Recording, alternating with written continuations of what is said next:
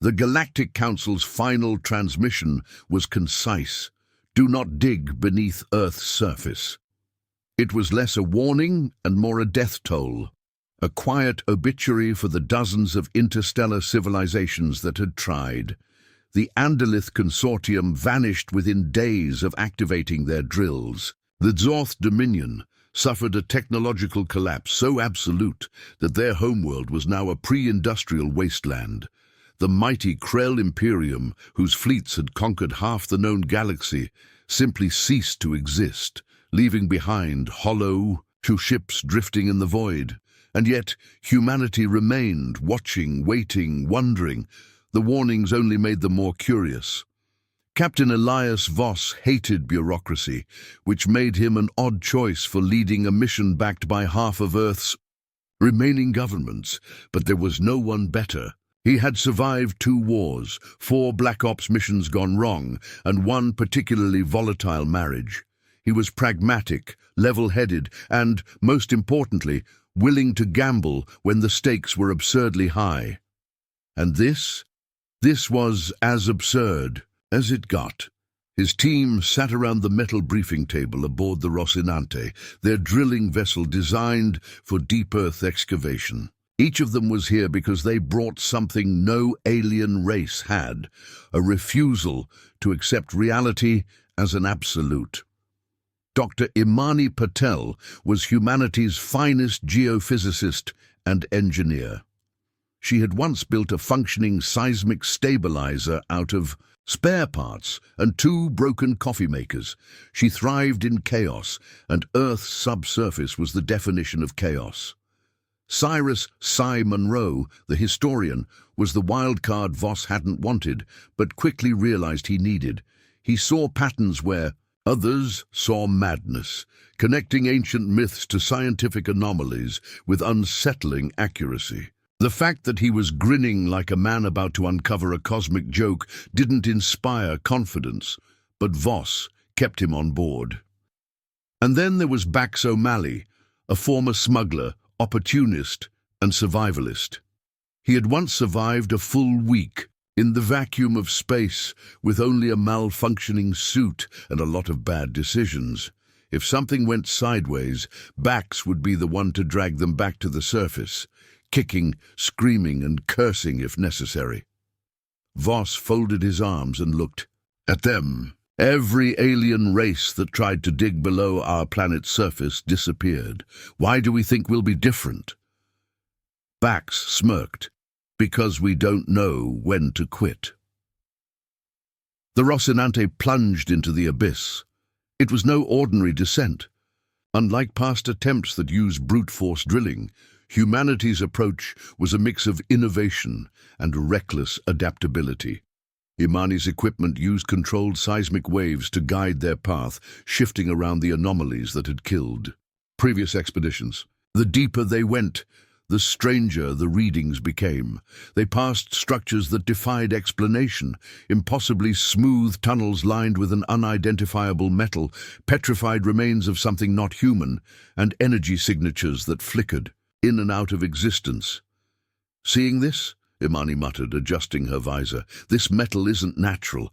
It's grafted into the rock, as if something was reforging the planet from the inside. Or repairing it, Cy murmured. His gaze distant. Voss raised an eyebrow. You think Earth is some kind of machine? No, Cy said. I think it's a lock. 2 kilometers beneath the surface, instruments started failing. The Rocinante's onboard AI flickered. The readings shifted between impossibilities, negative temperatures, time distortions, gravitational fluctuations that made no sense. Then came the voices. At first, they were whispers, garbled sounds in frequencies they shouldn't have been able to hear. Then they took form. Words, alien languages that hadn't been spoken in millennia. Turn back. You will not survive. It wakes. Bax, checking his sidearm, gave a low whistle. Hate to say it, Cap, but the ghosts make a solid argument. Not ghosts, Cy corrected, his voice strained. Echoes, memories left behind by those who tried this before us. Which means they didn't make it, Imani pointed out. Voss tightened his grip on the armrest. We're not them. At 3 kilometers deep, they found the first real horror, an alien starship. It wasn't buried in the rock, it was part of the rock. The vessel's hull was seamlessly fused with the surrounding stone, as if it had been caught mid-existence, frozen in time. Symbols from a long-extinct race lined its surface, their meaning lost to history. Sai stepped closer, running a gloved hand over the hull. "This is Krell technology." Voss frowned. "You're sure?" Sai nodded. "Andalith, Zorth, every race that tried to dig into Earth. Their ships should have been destroyed, but they're here, not wrecked, not shattered, just absorbed." Bax exhaled slowly. "All right, not gonna lie, that's a bad sign." Then the Rocinante shook. Not an earthquake, not a mechanical failure, a response. Something knew they were here. "Voss," Imani said, her voice eerily calm, "the energy readings just spiked off the charts." "How bad?" "Well," she said, "either our instruments are broken or we just woke up something bigger than the entire planetary core." The lights flickered. A deep, reverberating sound, less a noise, more a sensation, rolled through the ship, vibrating in their bones. Sai's face paled. This is what the myths warned about. The barrier wasn't just a prison, it was a boundary. Voss clenched his jaw. Boundary between what? Sai swallowed. Between here and something that should never have existed. Silence filled the cabin. Then Bax muttered, "You know, we could just go back up." The ship lurched again. The rock around them trembled. Imani's voice was tight. Too late. They weren't going back. They were going deeper. The moment the Rocinante passed the 3-kilometer mark, reality itself began to fray. Elias Voss had been in plenty of bad situations before. Ambushes, failed extractions, black holes with too much gravitational hunger, but none of those had felt personal. This was something different. The ship groaned as unseen forces coiled around its hull. Not metal fatigue, not pressure. Something else. Something aware. "We've lost all external comms," Imani reported, tapping furiously at her console. "Internal systems are still running, but I don't trust them." "How deep are we?" Voss asked. Imani hesitated. "I'd tell you, but our instruments just claimed we're simultaneously 4 kilometers deep and 200 meters above sea level." Bax let out a slow, thoughtful whistle. "All right, I've officially entered the not liking this phase of the mission." Voss ignored him. "We keep moving. Stay sharp." Sai, who had been unusually quiet, turned to face them. His normally expressive features were tight with concentration. "We're inside something's field of influence." Bax raised an eyebrow. "You want to be more specific than something?" Sai shook his head. "No, because I don't think our words apply anymore." That was when the walls moved. Rocinante hovered inside a newly formed cavern, one that should have been solid rock, but instead gaped open like a wound in the planet's crust. Imani ran a scan. "This wasn't here a second ago." "No," Sai agreed. "It was waiting." The walls were unnaturally smooth, lined with veins of dark metal pulsing with a slow, rhythmic light. Not a reflection, not bioluminescence. A heartbeat. Voss felt the weight of it pressing against his thoughts, like the heavy silence before a storm. "We go in." Nobody argued. There was no turning back. Inside the cavern, they found the remnants of those who had come before. The first body was Andalith, a skeletal figure, elongated skull split open like something had reached inside and pulled out whatever made it sentient. Next was a Zorthian war drone, its plating fused with the floor, metal stretched like melted wax. Then they saw the Krell. Not just one, hundreds. They stood in perfect rows, stone hands raised in silent surrender, their bodies petrified, as if they had been fossilized in an instant. Their armor was still intact, weapons in their grips. Whatever had done this hadn't needed a fight. Imani exhaled. What the hell happened here? Sai crouched next to one of the Krell, brushing dust from its frozen features. His voice was barely a whisper. They never left. The cavern pulsed. Voss snapped his rifle up as the darkness coalesced into something, not a shape, not a creature, but the idea of one, a presence that coiled at the edge of perception, never quite in focus. A voice, deep, vast, filled with the weight of ancient things, echoed in their skulls. You are the last. The words weren't spoken, they simply were, placed into existence inside their minds. Bax's grip on his sidearm tightened. I vote we leave, right now. No one disagreed, but the walls of the cavern rippled, cutting off the path back. The presence loomed closer, not threatening, not welcoming, just watching. Sai, to everyone's horror, took a step forward. You've been waiting, haven't you? A pause. Yes. Sai swallowed hard. Waiting for what? The answer came like the turning of a cosmic key, unlocking something that should have never been touched, for the ones who would understand. The cavern shuddered, the light in the walls pulsed faster, and then, with terrible clarity, they understood. Earth was not just a planet, it was not just a home, it was a seal, an ancient boundary between the universe and something that had once tried to consume it.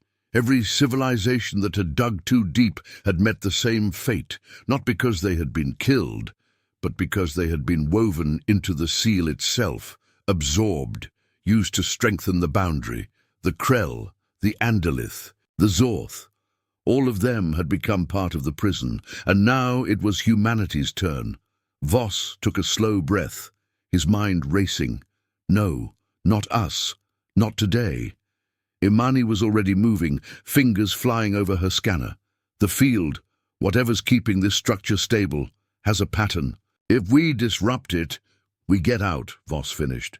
Sai's eyes darkened. But if we break it wrong, we let it out. A gamble. A choice. A very human problem. Bax, standing at the ready with a handful of explosives, sighed. Well, I always wanted to go out doing something legendary. Voss met his gaze. Not today. Imani hit the controls. The cavern screamed, and the world fractured. For the first time, they saw it. Not just a shadow, not just a presence, a writhing, twisting mass of something too vast for reality to contain properly. It pulsed between dimensions, flickering in and out of their vision, shifting in ways their minds struggled to comprehend. It wasn't made of flesh, but of concepts, a thing that should not exist, bound here for eternity, until now. The Rocinante trembled violently as its gravitational anchors failed. Voss gritted his teeth and slammed a hand on the console. Imani, tell me we just made things better. Imani's face was pale. We broke the containment field. The structure's collapsing. Sai cursed. We just broke the lock. Bax, clutching the nearest railing as the ground beneath them fractured, let out a dry laugh. Well, I didn't want to be part of a galactic horror story, but here we are.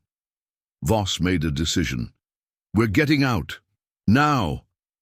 The Rocinante's engines roared to life, but the cavern was no longer a cavern. It was an open wound in space-time, bleeding reality into something much worse. Gravity twisted. Space folded in impossible directions. The tunnels leading back. To the surface warped, reforming into a maze designed to keep them trapped. The entity moved. Not with limbs, not with intent, but with inevitability. It didn't attack. It simply rewrote the rules of existence around them. Voss turned to Imani. Find us a way up. Imani's fingers danced across the controls. We can't go back the way we came. It's shifting too fast. But if I can, remap the tunnels. The ship lurched as something unseen grasped it. Metal groaned. Lights flickered. For a split second, Voss felt something reach into his mind, peeling back layers of thought like pages in a book. A voice, not words, but the weight of knowing. You are the last. You will join them. Voss shoved back, not with power, not with logic, but with something no other species had ever tried. He bared his teeth. Like hell we will. The Rocinante's thrusters flared. The ship bucked, ripping free from whatever. Unseen force held it. Imani's adjustments flickered on the screen. A new route, an impossible slingshot through the shifting maze. Bax whooped. I don't know what you did, Cap, but do it again. Voss took the controls. Hold on. They shot upward. The tunnels twisted around them, trying to reshape reality faster than they could escape it. Every passage closed the moment they passed through, the entity learning their movements, adapting. Imani's voice was tight. We're not going to outrun it forever. Sai's eyes flicked between the shifting patterns of the maze, his historian's brain seeing something the others didn't. We don't have to outrun it. We just have to trap it again. Voss snapped his head toward him. How? Sai gestured. To the pulsating veins of dark metal lining the walls. This structure wasn't just a prison, it was a reactive prison. It didn't just hold the entity, it adapted to keep it contained. Bax frowned. And we just broke that. Yes, Sai admitted, but that means we can rewrite it. Voss narrowed his eyes. You're saying we can trick the prison into closing around it again? Imani's eyes widened. It's possible. If we can manipulate the shifting tunnels, force it into a collapsing loop. Bax cut in. Okay, I like this plan, but... Quick question, how do we do that while it's trying to eat us? Sai exhaled. We bait it. Silence. Then Voss nodded. I'll do it. The ship slowed. Voss kept his hands steady on the controls as the Rocinante hovered near an unstable tunnel junction. The entity noticed. It surged forward, warping space in its wake. The tunnel ahead began to collapse, but that was exactly what they needed.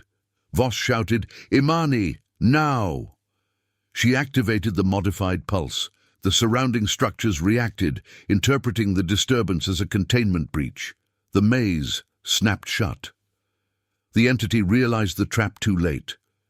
It tried to shift, to slip through dimensions, but the walls hardened. The prison reformed around it. The entity howled, not in sound, but in sheer existential weight. The last remnants of the ancient mechanism locked into place. The wound in reality sealed. The surface at last. The Rocinante burst free from the depths of the earth, rising through kilometers of stone in a single impossible moment. And then they were out. The ship hovered above the surface, the sky stretching wide and blessedly normal above them. Voss felt the weight lift from his mind, the oppressive presence gone. Bax slumped back in his seat, letting out a shaky breath. Well, that sucked. Imani let out a nervous laugh. We should be dead. Sai, staring down at the readouts, shook his head. No, we should be gone, like the Krell, the Zorth, every other species that tried this. Voss leaned back, his heart still pounding. But we're not. A pause. Bax grinned. Because we're human. Voss exhaled. Because we fought like hell to stay human. Above them, the earth remained unchanged. A silent guardian. A graveyard. And below, the prison held firm. For now. The Rocinante hung motionless in Earth's upper atmosphere, battered but intact. A soft hum filled the cockpit as the ship's systems recalibrated, struggling to reconcile the impossible data they had just absorbed. No one spoke. Voss exhaled slowly, fingers still gripping the controls. His heartbeat had settled, but the weight of what they had just done, what they had just survived, pressed down on him like deep space gravity. They had locked it away.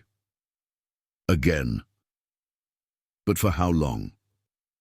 Imani finally broke the silence, her voice hoarse. I've rechecked our location 3 times. We came out exactly where we started. Bax let out a dry laugh. Of course we did.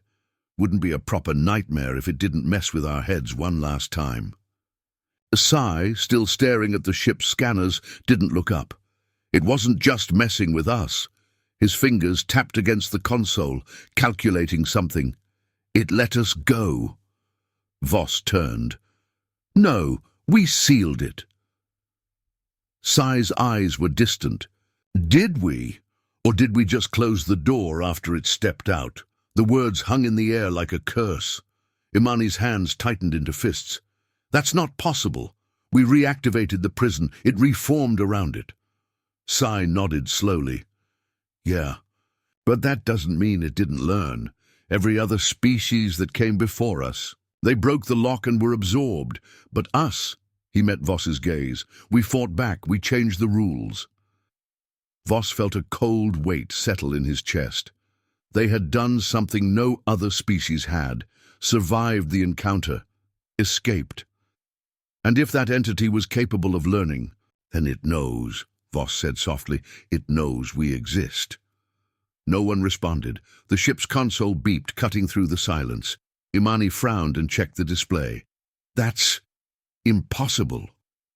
Voss's stomach twisted. What is? Imani's voice wavered. We just received a transmission. Sai's head snapped up. From who? She hesitated. From beneath us. Voss felt the room shrink around him. That's not funny, Imani. She turned the screen toward them. The message was simple. A single word. Soon. The cabin went deathly still. Bax cleared his throat. So, I vote we never talk about this again. Imani swallowed hard. That might not be an option. Voss stared at the screen, pulse hammering in his ears. They had spent so long thinking Earth was home, that it was safe. But now they knew the truth. The galaxy had always wondered what lay beneath Earth's surface. And now it knew.